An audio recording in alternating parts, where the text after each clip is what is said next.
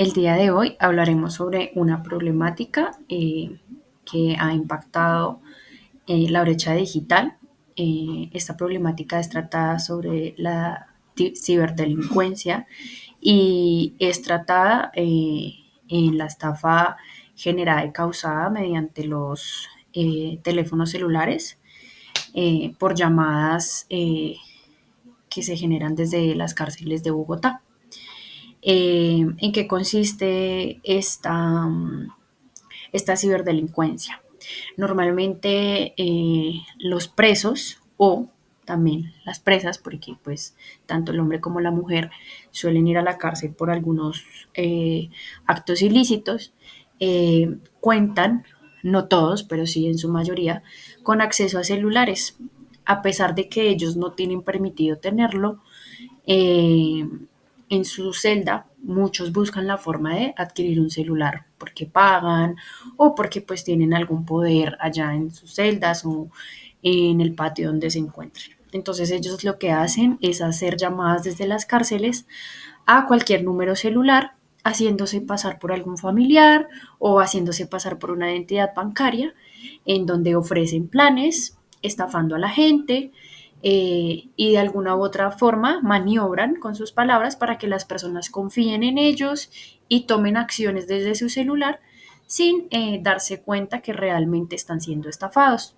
En otras ocasiones también pues se hacen pasar por familiares, buscan la forma de hacerles creer a ellos que son un familiar y hacen que ellos giren dinero a cuentas y así ellos van generando un robo constante a las personas y pues sobre todo al ciudadano digital, aquel que hace uso de los medios de comunicación, el que hace uso de un celular, el que está pendiente todo el tiempo pues de las plataformas, pero pues a veces no tiene como ese cuidado de realmente el manejo y el uso de esas plataformas.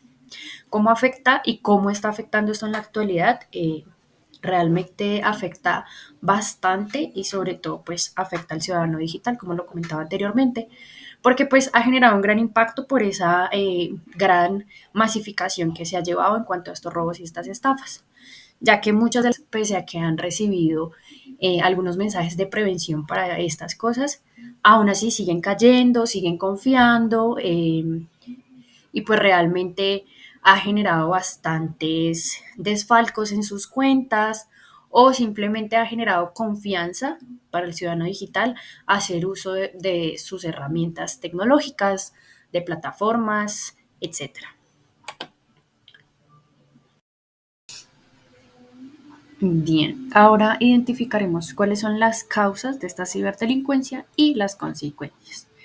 Principalmente una de las causas fuertes de esta ciberdelincuencia es que las estafas se producen por el uso de la tecnología que oculta la identidad de estafadores.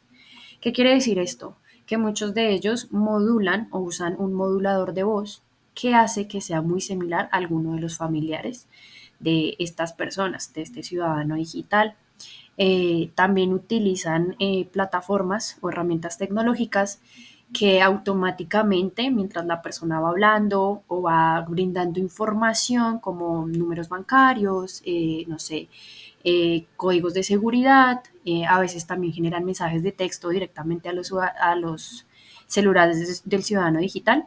Entonces, mientras ellos van haciendo cualquier tipo de digitación, lo que van haciendo estas herramientas tecnológicas con las que cuentan los estafadores es directamente robar esa información. ¿Para qué? Para así ellos poder generar algún robo o algún desfalco en alguno de los bancos, siempre y cuando pues esta persona cuente con cuentas bancarias o ahorros o cosas que sean asociadas como a créditos también, que sean asociadas como a un banco. Eh, ¿Qué pasa también, digamos, qué otra cosa es causa de esta ciberdelincuencia? La suplantación de identidad. Ellos se hacen pasar por ese ciudadano digital utilizando su número de cédula, utilizando sus nombres, utilizando sus huellas, porque eso también lo pueden ellos modular y pues sustraer de alguna copia o alguna pérdida de documento etcétera. Em, las llamadas perdidas también generan o causan que este ciudadano digital genere como esa intriga o esa duda de que algo pueda estar pasando, y entonces lo que hacen ellos es devolver la llamada, y bueno, ellos ofrecen a veces planes o les piden eh, algún acceso a alguna cuenta, y pues muchas veces el ciudadano digital pues no lo tiene muy presente y no es muy precavido ante estas situaciones.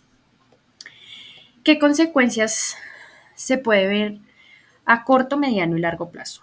A corto, claramente como se mencionó antes, un hurto de identidad, un robo de dinero, un desfalco de dinero, eh, hacer hurto de propiedades o a mayor escala poder llegar a secuestrar a alguno de los familiares por la información que se brinda mediante un celular o mediante estas herramientas tecnológicas. A mediano plazo, ¿qué puede causar esto en el ciudadano digital? Deudas, crisis económicas, una pérdida de vivienda quizá, también pérdidas de dinero y sobre todo sembrar un temor en el ciudadano digital y una desconfianza al querer usar estas herramientas.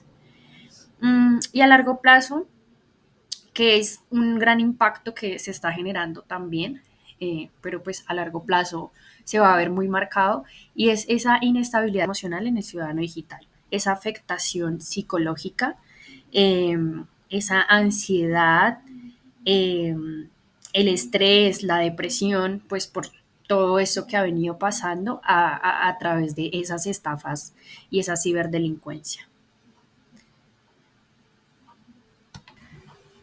¿Cómo se ven vulnerados los derechos del ciudadano digital mediante la problemática de la ciberdelincuencia?